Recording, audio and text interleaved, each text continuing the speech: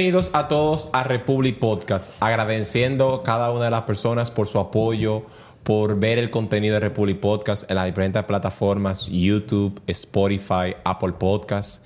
Gracias de verdad infinita por el apoyo a Israel y a mí, por los episodios que hagamos con Giuseppe. Y hablando de la gentrificación en México, que fue espectacular y mucha gente le gustó ese tema. Y le prometemos que viene más adelante la gentrificación en RD. Gracias a cada uno de nuestros patrocinadores, a Guzmán García Hijos, a Blast Autos, que se une a nosotros. Un aplauso, ¿verdad? Se une. ¡Ey, pero bien! A la gente de Uniclid, a Dr. Vladimir Caraballo. Y vienen unos cuantos más que ya lo diremos. No, gracias a cada una de las personas por eso. Tiempo al tiempo. Tiempo al tiempo. Y bienvenido de Israel y bienvenido Un Alberto. placer estar de nuevo. Encantado, de verdad que sí. Al tema Alberto internacional. estaba perdido hace unos cuantos días. No, yo le pido excusa al público y gracias siempre por los comentarios que me escribieron. No te vemos en el podcast, dime. No, estaban unos temas personales y laborales, pero ya aquí nos hemos reintegrado y gracias a Dios y a ustedes que han hecho un trabajo formidable, de verdad, la gente me han dado excelente comentario, han tenido una buena acogida las entrevistas. Sí. Y esperen que viene muchísimas cosas buenas. Sí. Señores, miren. Y antes que tú sigas, felicidades de Israeli. Israeli rompió con esa entrevista de Giuseppe. Hizo preguntas concisas y precisas. Bueno, una estrella aquí al para lado. ser la primera vez me Felicidades. desenvolví Usted bien, la tiene una verdad. estrella aquí al lado. Gracias. Señores, miren, ustedes saben que este es uno de los segmentos que siempre lo decimos, es de los que la gente más espera y más les gusta. Me consta que es así. He tenido feedback externo que me lo han dicho. Este es el segmento. Y una de las cosas que caracterizan este segmento es la diversidad. Nosotros nos arriesgamos a investigamos de temas que están a nivel internacional en materia inmobiliaria, inversión, etcétera. Y hoy le damos la vuelta al globo y hoy vamos para Europa. Sí. Hoy vamos para Europa. En el último episodio estuvieron en México. Hoy vamos para Europa. Ya, de extremo a extremo. Sí, estamos, Totalmente. vamos de continente en continente. Pero no el programa de Telemicro, sino no. vámonos de continente a Exacto. diferente. Mira, hay un país muy hermoso. Yo no tuve la oportunidad de visitarlo. Quisiera y quiero visitarlo, que es Portugal. En Portugal, uno de los países... Es lindo, Mandy. Es más lindo, lo he visto. Sí, bello. también me gustaría estar en mi bucket list de Europa, visitar Y Portugal. los paisajes, la gastronomía, los vinos. Sí. Son una cosa impresionante. ¿Qué sucede, señores? Miren, Portugal tuvo un boom inmobiliario de inversiones por una visa que se otorgaba de residencia, como lo han hecho otros países a nivel mundial, que de hecho es el paso. Vamos a hacer más adelante un episodio donde vamos a hablar cuáles son los países que por inversiones en residencias, en propiedades de bienes y raíces, tú adquieres la ciudadanía. Mira, muy buen tema. Tú adquieres la ciudadanía o adquieres la residencia. Que de Israel debe varios temas. Sí, Gentrificación sí, RD. verdad. Yo creo que tú y yo hablamos de otro país, creo que fue de Hong Kong. De Hong Kong, de la gentrificación y el le digo sistema que de vivienda de viene Hong Kong. muchísimo tema excelente. Posiblemente estaba pensando tocar el tema de Australia, lo mismo en el sector, digamos, inmobiliario. No, tema lo que más tenemos. Y espérenlo, porque muchos de esos Y temas otro han sido tema un pedidos por poco la gente. controversial, que sería la cuestión de los ocupas, que sería un tema que no lo hemos tocado. Ahí entraríamos más al derecho de propiedad. Ay. Sí. Pero bueno, sería un volviendo- tema controversial, sí, pero sí. hay que tocarlo. Pero bueno, volviendo a Portugal, señores, miren, ¿saben que Portugal, como otros países, ha tenido la residencia por inversión? Y el clima, la cercanía a España, puerta de entrada de América en Europa, También otros- de África. De África y un sinnúmero de factores ha hecho que este país haya tenido una demanda súper alta de viviendas. Pero ¿qué sucede cuando hay un crecimiento y muchas veces no se tiene un control o una planificación de lo que es la inversión en materia de bienes y raíces? Porque eso todos sabemos que principalmente en Europa son países que crecen de manera organizada, bajo una planificación urbana. Vienen lo que le llaman las crisis, la crisis de vivienda. Y creo que hoy nos vamos a entrar en la génesis de qué es esta situación que ha venido arrastrando Portugal en los últimos años. Qué bueno, Disraeli, antes que tú inicies, Sí. él explica a la gente dónde queda Portugal. Muy bien. Portugal queda igual que otros 3 países que tratamos en la península ibérica, justamente en el extremo oeste de la península ibérica. Ok. Solamente hace frontera terrestre con España. Es su único vecino. Ok, es su único vecino. Exacto. ¿Y cuál es la moneda que maneja Portugal? Bueno, el euro. Antes del euro tenía el escudo, que era la moneda nacional de Portugal. Que Hasta era el mente de año ellos. 2002, me parece. Ok, si tiene presidente, si tiene ministro. Sí, Portugal es una república semipresidencialista. Ok. Ustedes me explicarán cómo se come eso de Israel. exacto, ¿cómo se come? Fácilmente. Una república semipresidencialista o semiparlamentaria es en la cual el presidente es jefe de Estado, pero tiene facultades ejecutivas, la comparte con un primer ministro, que es el que lleva el día a día del gobierno, porque el presidente tiene una función un poco más decorativa, más de ceremonial, pero ojo, a diferencia de un presidente de una república netamente parlamentaria, en una república semipresidencial o semiparlamentaria, sí tiene facultades ejecutivas. Vimos un ejemplo, no va con el tema, pero para que tengan una idea, cuando se habla de semiparlamentarismo o semipresidencialismo no viene a la cabeza Francia, que ojo, el sistema portugués está muy influenciado por el sistema francés. Francia tuvo mucha influencia por la transición de Portugal, que pasó de una dictadura, la de Salazar de Oliveira, hasta el año 75, y básicamente digamos que emuló un modelo típicamente francés en ese sentido. Ok, entonces Portugal, ¿cuáles son las bondades que tiene Portugal? Aparte de lo que dijo Alberto, ¿o puedes resaltar eso? El fuerte principal económico. El fuerte Sí. principal económico. Y ¿cuáles son si sabes más o menos la denominación de personas que vive, la cantidad de personas? Bueno, es un país relativamente poco poblado. Tiene Ok. 10 millones, según el último Casi como censo, nosotros. 155,000, pero a la baja.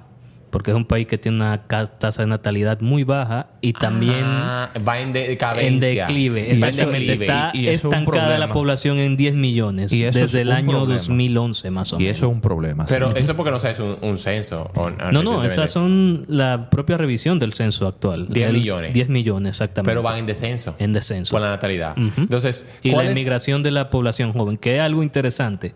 Portugal recibe inmigración, pero también recibe mucha inmigración. Le pasa algo como a su vecina España, que Ok. recibe inmigración externa para más o menos estabilizar la población. Y emigración. Y inmigración de la gente por la cuestión económica portuguesa, que no es la más estable dentro de Europa en Y general. para entrar en contexto, ¿cuáles son las bondades o qué son los ingresos que tiene Portugal? Por ejemplo, que le subsiste. el turismo es una de sus principales fuentes. Recibe casi una misma cantidad de turistas que habitantes, unos 15 millones más o menos Ok. de turistas. También el sector farmacéutico es un sector importante en su economía. La industria no es un país muy industrializado como otros países europeos, hay que decirlo, pero sí tiene cierta manufactura. Por ejemplo, Volkswagen tiene una planta en Setúbal, que es una ciudad relativamente cercana a Lisboa, y se fabrican algunos modelos de Volkswagen, de Seat y otros de la marca para exportarlo al resto de Europa. También el sector agrícola, como la producción de vinos, aceite de oliva. Sí, muy famoso los vinos portugueses. Sí, yo lo he visto. Entonces, De hecho, el vino Porto El Porto, que yo lo he visto viene de aquí. la ciudad de Porto. yo lo he visto aquí Exacto. eso Sí, en los claro, mercados. Eso. Ujú. Entonces, Eso aquí ¿cuál es es un la toque. situación que está teniendo Portugal que menciona Alberto? O sea, ¿cuál Bueno, es la situación en el sector Hay un inmobiliario, dato la que crisis agregar. que está pasando? Mire, Sí. hay un dato que agregar antes de que Israel entre en tema. Según el medio El Economista.es, dice, la clave de la crisis inmobiliaria de Portugal data de que se necesita 90,000 viviendas por año Ujú. para paliar la demanda. ¿Qué está pasando de Israel? Mira, acuérdense que Portugal fue un país muy afectado por la crisis de 2007-2008. La crisis inmobiliaria. La crisis inmobiliaria Ok. que se transformó en una crisis de deuda. Sí. Porque había tenido un crecimiento, si bien había tenido en la década de los 90 y principios de los 2000, un relativo boom económico, en este caso fomentado también por la construcción, como pasó con España, al ir cayendo la productividad y haberse creado una primera burbuja inmobiliaria, el país quedó en declive. De hecho, fue de los países que fue rescatado. Que voy a aclarar algo. Hay muchas personas que por desinformación dicen, la Unión Europea rescató la economía española. No. De España lo que se rescató fue la banca española, no la economía per se. En el caso de Portugal sí, porque no es lo mismo rescatar un país relativamente pequeño como Portugal que rescatar uno grande como España. Eso sería un dolor de cabeza para la Unión Europea. Totalmente. Imagínense el efecto contagio que llevaría eso. No, sí, sí. O con Irlanda, que sería un país que creo que tocaremos en un momento determinado. Claro que también. sí. ¿Qué pasó aquí? El gobierno, tanto de distintas tendencias, socialdemócratas, bueno, voy a aclarar, el Partido Socialista, que sí es socialdemócrata, porque hay un partido socialdemócrata que es de centro derecha. Es algo extraño el nombre, pero es así, que actualmente gobierna en coalición. Había creado lo que Alberto denominó la visa dorada, que fue uno de los mecanismos para, aparte de cierta equilibrio del gasto público, para mantener un equilibrio fiscal más o menos determinado. Exacto. Y una pregunta, antes que tú sigas, para la gente le dé contexto, ¿qué es un partido centro-derecha? Qué bueno, aunque sea, brevemente, para tú seguir, para que la gente sepa centro-derecha, ¿qué es? Se cataloga un partido de centro derecha a los partidos tradicionalmente conservadores, que en términos económicos en principio serían más o menos pro libre mercado, tendrían ciertas políticas impositivas relativamente altas, fomentan el comercio internacional. Ojo, los de centro izquierda también, pero se diferencian un poco en el tema impositivo. Okay. Unos creen en impuestos más progresivos, relativamente más elevados, a cuanto tú ingresas se te va tributando. Los otros dicen no se debe castigar a la población y al sector productivo, sino que tengamos un equilibrio fiscal impositivo relativamente normal. A grosso modo estoy hablando más en punto de vista económico, como sería un partido de derecha o de izquierda. No voy a entrar en los temas valóricos. Pero por lo menos una diferencia importante. Exactamente. Y en el caso de la terminología, ¿qué pasa aquí en los países lusoparlantes? Porque creo que pasa en Brasil también. Hay un partido socialdemócrata de nombre, pero que también es de centro derecha, como su homólogo portugués. Eso ya es cosa de los países. Entonces, rescatando el tema en Portugal, entonces, ¿qué sucede? ¿Qué pasa en este proceso de cuando la Unión Europea decide entrar en el rescate de la economía portuguesa? Sí. Dentro de las medidas de recorte para el equilibrio fiscal, reducir algunos impuestos, aunque también terminaron aumentándolos en otros rubros como sectores de consumo. Hicieron algo con la mano izquierda y otra con la derecha, literalmente, valga la expresión. Para atraer la inversión y cierto capital se crearon estas famosas visas doradas, o en portugués ellos le llaman visto dourado. Perdón mi pronunciación portuguesa. No la practico mucho, pero lo dije más o menos parecido. ¿Qué tenía el fin de esto? Era traer cierto capital. En principio se dio para el sector inmobiliario. Paulatinamente la fueron por presiones también de la Unión Europea para homologar los sistemas fiscales y de atracción de inversión. La fueron eliminando de manera gradual, no a tajo, sino que lo dejaron para algunos sectores y en otros sectores, que fue el inmobiliario, la terminaron quitando de manera directa. Se aprobó en el año 2012 por el consenso de las distintas fuerzas en el Parlamento. Okay. Y básicamente para poder acceder dentro del punto de vista inmobiliario, se necesita hacer una inversión de alrededor de 537,000 euros, que serían más o menos unos $500,000 si lo llevamos al cambio de eso es para tú clasificar, para poder tener la visa. Exacto, que esta visa te da ciertos beneficios o estatus, como tú dices, la residencia en un periodo de 3 a 5 años, poder optar por la nacionalidad portuguesa. También no era necesariamente vivir de manera prolongada. Basta con que vivieses por lo menos un mínimo de un año en el país. Básicamente un residente no habitual. Ese es el término que le usaban. Sí, porque creo que uno de los elementos que quería o quiere el gobierno de Portugal, más que atraer el capital de inversión, es también tener un sector productivo en la sociedad, dado de que su política de natalidad no ha sido las mejores y se está buscando alternativas con este tipo de inversiones de atraer un fomento del crecimiento de la población productiva del país como tal. Pero ojo, hay algo, también muchas de esas personas son pensionistas, son gente retirada. Ese es otro tema, que si bien tienen alto poder adquisitivo, no balanzan del todo la población. Una masa joven que esté en ascenso, al menos que sea de una familia muy pudiente, y creo que aún así se los pensaría, sería tal vez una ciudad un poco más progresista, más cosmopolita. Sí, pero está un poquito elevado. Claro, pero para tú hablar, por ejemplo, a nosotros que somos de Hispanoamérica, hablar a un hispanoamericano que esté emprendiendo, tú tienes que dar 537,000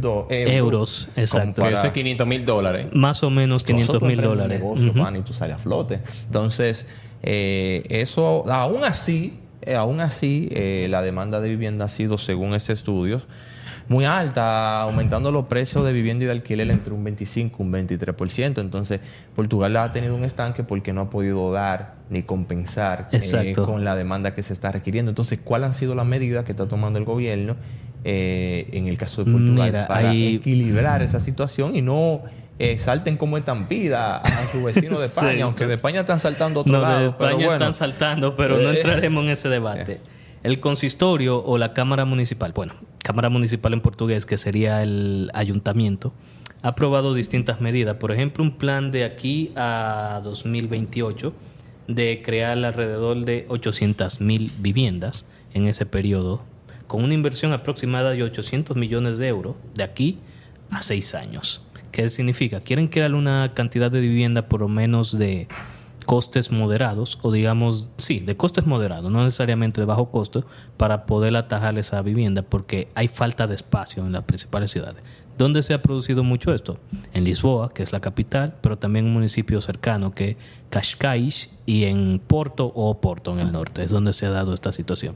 Están tratando de descentralizar, de que no sea tanto en el centro de las ciudades, sino que vayan habitando municipios colindantes y un poco menos conocidos. No tan cercano a la costa, que es lo que más demanda a ese tipo de personas. Tú sabes que hay un miedo o hay un pánico que anda cundiendo de que a los precios están tan altos y tan especulativos. Mira, te digo cuánto han aumentado en los últimos 10 años. En Portugal que explote y entonces sea peor que la que pasó. Sí. Que la que pasó allá en los 2007, 2008. Sí.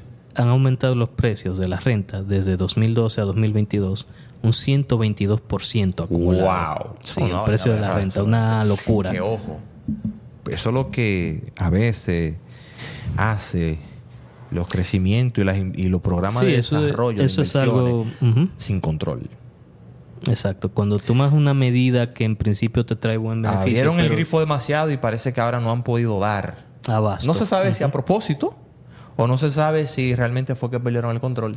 Pero ahora se le ha vuelto un problema. Y un problema que entonces que le puede convertirse en una burbuja inmobiliaria. Sí, de hecho, hasta el ex ministro de Economía, del que fue primer ministro portugués y comisario europeo, Durão Barroso, Carlos Tavares, creo que es el nombre, dijo que están a puertas de una burbuja inmobiliaria si no se toman algunas medidas. Por ejemplo, el gobierno anterior, que el gobierno actual ha conseguido, creó el programa de Mais Habitações o Más Viviendas, que es construir o por lo menos fomentar viviendas vacías que existían, que eran de corta duración de rentas o solamente se usaban para alquilar para fines no necesariamente habitacionales, de manera un poco forzosa, porque ahí el Estado entra de manera forzosa, crear que esas viviendas habitacionales, para que no se conviertan por ocupas, sino de manera directa convertirlas en viviendas asequibles a rentas medias y medias bajas, de manera directa, más la construcción o rehabilitación de otros proyectos o sectores habitacionales que ya estaban siendo degradados con el tiempo. ¿Cuál es, según tu visión y tu análisis, cuál tú entiendes que sea la posición que Portugal se pueda ver de aquí al 2030, por ponerte un ejemplo? Bueno, al 2030 ellos quieren más o menos llegar de manera paliativa a mantener un equilibrio entre la demanda y la oferta de habitaciones, que no se le vaya un desmadre de que hay un exceso de demanda como hay ahora y poca oferta para poder aplicar o aplajar esa relativa burbuja que se está dando. ¿Y contará Portugal con la mano de obra suficiente para suplir y paliar las construcciones de viviendas que se demandan? Porque Portugal, como muchos países de Europa y asiáticos, a diferencia de países de Hispanoamérica y de África, ojo, que con Hispanoamérica no te creas que tenemos un gran crecimiento demográfico. Tú sabes que deberíamos de tratar después ese tema sobre las políticas de natalidad y cómo impactan en la economía. Que ojo, que con excepción de África, que ahí sí la población realmente está creciendo, Hispanoamérica va camino a transición demográfica. Ya hay países que parecen europeos en mucha de su demografía. Bueno, es otro tema. Lo tenemos dos cerca, Puerto Rico y Cuba. Puerto Rico parece más asiático que europeo. Se parece más a Corea del Sur en ese sentido. Bueno, es otro tema. Sí. Pero ¿cuenta Portugal con la suficiente mano de obra para paliar esa crisis inmobiliaria que tienen, porque tú sabes que su política de natalidad está un poco en declive. Sabemos que Europa En general, está sí. en una crisis también de migración ilegal masiva. No sabemos qué tanto se pueda beneficiar eso o no. Mira, O sea, ¿cuál es el estatus de en cuanto a suplir esa necesidad que Portugal tiene? actualmente es de los países europeos que relativamente lo está poniendo más fácil para emigrar si no tienes pasaporte europeo por distintos tipos de visado que está dando para personas extracomunitarias y justamente atraer personas de ciertos países para paliar esa déficit de mano de obra. Que en Portugal. Ujú. ¿Y quiénes son de los que más difícil la tienen? Bueno, más difícil. Ellos priorizan un poco los países de lo que sería de su entorno cultural y lingüístico.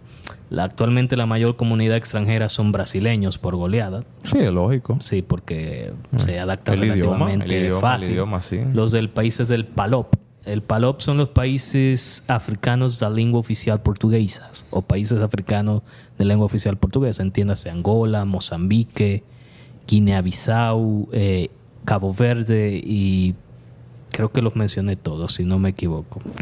Que es de donde llega la mayoría de población. Y de Europa del Este también. Pero contar con Europa del Este para tú suplir la demografía como darte un tiro en el pie, literalmente. Ellos también está de que lo suplan. Están peores porque la gente joven de ellos se le va a oeste. ¿Y quién quiere estar por ahí cerca ahora mismo? Bueno, Nadie. con lo que está pasando en Rusia y Ucrania, nadie realmente. Pero, Así es. pero en sentido general, Ujú. ¿en qué posición? Pero ojo, o sea, esas medidas están un poco divididas porque si bien no está a nivel como está pasando en España, como tú y yo sabemos, Sí, claro.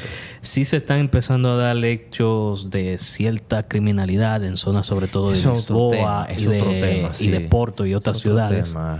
que ha hecho que se divida un poco más la población en acoger o no inmigrantes, sobre todo Pero entonces es extracomunitarios. un tema porque Ujú. la población local o los residentes que están documentados de manera regular ya no están tal vez en su mayoría en edad Y productiva. no se siente seguro. Pero, Exacto. y no están en edad productiva, pero también entonces las migraciones que están migrando no son soluciones, ahora mismo son problemas. Exacto, Sí, no Eso es se está una viendo en toda inmigración. Europa, eso se está viendo en toda Europa. Ujú. Que No es un una tema migración no que vamos te va ampliar a aquí. aportar mucho. Ahora mismo es una carga, literalmente. Entonces, que en ese sentido de Israel, y tú sabes que, bueno, no te voy a decir que la palabra, para no ofender a muchos, sea sí. admirable, pero pudiese tomarse muchas cosas a considerar. ¿Quiénes han sabido manejar el tema de la migración para fines laborales muy bien? Emiratos Árabes Unidos. Sí, realmente. Han Yo diría sabido- que todo han el Golfo sabido- Pérsico en general. Exacto. Han sabido manejar bien el tema de yo voy a traer inmigrantes para temas laborales. Quise decir la palabra admirable para no Exacto, sensibilizar para no- ciertas emociones e intereses de personas y no me vengan con comentarios de Ya derechos me humanos, veo algunos etcétera. No se comentarios. vayan a ofender. Pero Europa debería de ver qué solución intermedia. Exacto. Porque- Así es. porque Algunos las que piensan están- que podrían inmigrar al modelo danés, que tú sabes que Dinamarca se ha visto como está su vecino Suecia en desmadre. Se ha puesto un poco más duro en cuanto a la tema de refugiados y de traer personas extracomunitarias, endureciendo más Sí. la política de inmigración y al mismo tiempo destruyendo zonas que eran guetos, literalmente guetos paralelos, para que no haya, inclusive no haya un límite de un 30% de personas, digamos, extraeuropeas en esos barrios, sino que sea como límite 30, más ahí no se permite. Bueno, ¿algún otro comentario o punto que haya que enfatizar o plantear aquí para los seguidores que nos siguen este tipo de tema y que les gusta? Exacto. Importante sobre Portugal. Y A sobre la otro- situación en la que se pueda ver o el desenlace que tal vez pudiese darse. Bueno, a largo... Porque, ojo, y perdóname Sí. que te interrumpa, también eso va muy subjetivo. Todos sabemos que Europa se encuentra en una posición delicada, ya que se encuentra, no te voy a decir que en guerra, pero sí se ha estado empujando fuertemente en Ujú. muchos países de Europa a una posible guerra. Entonces eso también, la tensión geopolítica que vive en Medio Oriente, que condiciona mucho la inversión. Asia, Ujú. Europa y Occidente. En Entonces general, eso sí. pone un tema un poco difícil, la condición en la que pueda predecirse el futuro político de Europa como tal. Pero algún tema que tú entiendas que deba de Resaltar en el punto de vista inmobiliario, que es el que más nos compete, creo que están haciendo una solución más o menos armónica. No están siendo tan invasivos en ese sentido, pero están viendo de que tampoco deben sobreregular. Deberían flexibilizar un poco más ciertos límites donde se debe construir, porque prácticamente en todos los países de Europa hay unos límites de construcción y de suelo que también vulneran los derechos de propiedad. O no los vulneran, sino que los dejan desde un punto de vista muy ambiguo para el propietario, que en cualquier momento puede darse una situación de expropiese. Claro, no a lo Hugo Chávez, de expropiese. Nada que ver. Eso, no. Pero sí, digamos, por cuestiones de, como dirían algunos progresistas, precariedad social, entre comillas, vamos a entrecomillar eso, de forzosamente el Estado tomar una propiedad que entienda que no esté apta para la vivienda y directamente qué bueno que tú resaltas eso. Y también, uh-huh, pues les reitero, la crisis que está enfrentando Portugal no es un tema de inversión, al contrario. Al contrario. Las inversiones sobrellueven.